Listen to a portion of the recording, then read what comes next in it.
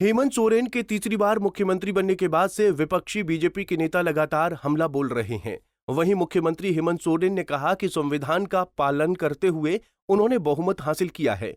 मुख्यमंत्री हेमंत सोरेन ने victory sign दिखाते हुए कहा कि 2019 में भी उन्होंने जीत का साइन दिखाया था और अब 2024 में वो विक्ट्री साइन दिखाएंगे। सदन का पूरा कार्रवाई आपके समक्ष हुआ कि आज हम लोगों ने जो प्रस्ताव सदन में रखा था उस प्रस्ताव पर चर्चा भी हुआ और सत्ता पक्ष और विपक्ष की गिनती भी आपके सामने है। और मुझे लगता है संवैधानिक प्रक्रियाओं को हम लोगों ने आज 2019 से लगातार अपनी मजबूती से अपना प्रदर्शन किया है और संविधान का पालन किया है। आज फिर से सत्ता पक्ष के एकजुटता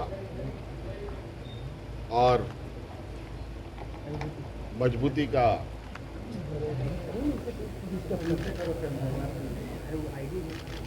परिचय आप सब लोगों को देखने को मिला। मैं अपनी ओर से विधानसभा अध्यक्ष और सत्ता पक्ष के सभी माननीय सदस्यों को धन्यवाद देता हूं।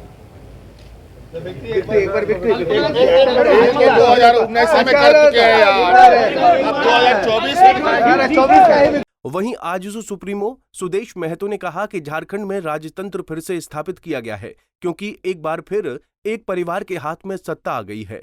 महतो ने पूर्व मुख्यमंत्री चंपई सोरेन के कामकाज की तारीफ की है। उन्होंने कहा कि चंपई दा ने भ्रष्टाचार और लूट पर रोकथाम लगाई थी। और ये परिपाटी रही है, ये परिपाटी हमेशा रही है कि जो व्यवस्था है जनतंत्र जनता के लिए काम करता है और राजतंत्र में पूरी जनता इनके लिए काम करती है। तो वही राजतंत्र फिर से स्थापित हुआ है, ताजपोशी फिर से वापस परिवार के अंदर में आया है। इसके नौबत के लिए सरकार को ही मैंने कहा कि इसके लिए कोई विपक्ष के ऊपर वो आरोप नहीं लगा सकते क्योंकि विपक्ष का कोई प्रस्ताव आया नहीं कि सरकार पे हम अविश्वास करते हैं। सरकार को विश्वास प्राप्त था, पहले भी था। आज मैंने कहा कोई अविश्वास या का प्रस्ताव अगर है तो उनके ही नेता चंपई जी के खिलाफ में, जो आदरणीय मुख्यमंत्री थे, उनके खिलाफ में झारखंड मुक्ति मोर्चा में विश्वास रहा नहीं, इसके लिए ये विश्वास प्रस्ताव लाया गया था। सहानुभूति नहीं, 5 महीना का कार्यकाल, जो मैंने कहा 5 महीना का जो कार्यकाल रहा, वो कार्यकाल आप उसको देखेंगे, नोट किए होंगे तो आपको फर्क आएगा। 5 साल में जो लूट और झूठ की सरकार जो इंकित हम लोग कर रहे थे उस पर बहुत फर्क आया था। राजतंत्र की जो व्यवस्था थी वो उसमें फर्क आया था। लोगों के लिए मुख्यमंत्री सहज थे और एक झारखंडी वातावरण देने में प्रयास किए थे। वहीं पूर्व मुख्यमंत्री चंपई सोरेन ने कहा कि उनका कामकाज कैसा रहा इसके बारे में राय जनता ही तय करेगी। हालांकि अधिकतर सवालों को चंपई दा ने आगे के लिए टाल दिया। सरकार को हम शुभकामना देता है, झारखंड के हित में बहुत अच्छा काम करेंगे। 5 महीने में आपने क्या पाया, क्या खोया, क्या करना चाहते? वो जनता, हमारा कामकाज पूरा जनता के बीच में है, उसमें ज़्यादा कुछ नहीं कहेंगे। कोई ऐसा काम जो अफसोस होता हो नहीं कर पाए हैं समय के चलते? और दूसरा दिन कहेंगे उसको। आज जो आप एक नियुक्ति पत्र बांटने का बच्चों का था, अभी तक वो लोग धरना पे दे रहे हैं। आज चलिए उसको बाद में बोलेंगे, चलिए। वहीं बीजेपी के प्रदेश अध्यक्ष बाबूलाल मरांडी ने कहा कि ये परिवारवाद सरकार है। मरांडी ने कहा कि नौजवानों को इस सरकार ने ठगा है। उन्होंने कहा कि आज तक युवाओं को बेरोजगारी भत्ता नहीं मिला और सरकारी वैकेंसी में भी घपलेबाजी हुई है। किसी से छुपा हुआ नहीं है। इसलिए मैं कहूँगा कि आज इस राज्य में जो सरकार है, परिवार और पैसे के लिए सरकार है, उससे अधिक कुछ भी नहीं है इस सरकार में। कि इसलिए आप देखेंगे नौजवानों को भी लगातार इस सरकार ने ठगा है। आप शुरू से ही याद करिए, जब 19 में सरकार ने ओथ ली और 20 के पहली बार जो बजट सत्र में कहा था कि रोजगार नहीं तो बेरोजगारी भत्ता देंगे, वो भी नहीं किया।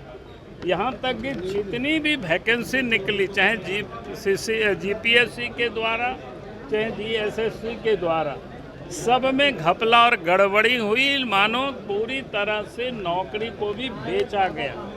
ये किसी से छुपा हुआ नहीं है। जितने ब्लैक लिस्टेड कंपनी थे उनसे एग्ज़ाम कंडक्ट कराया गया।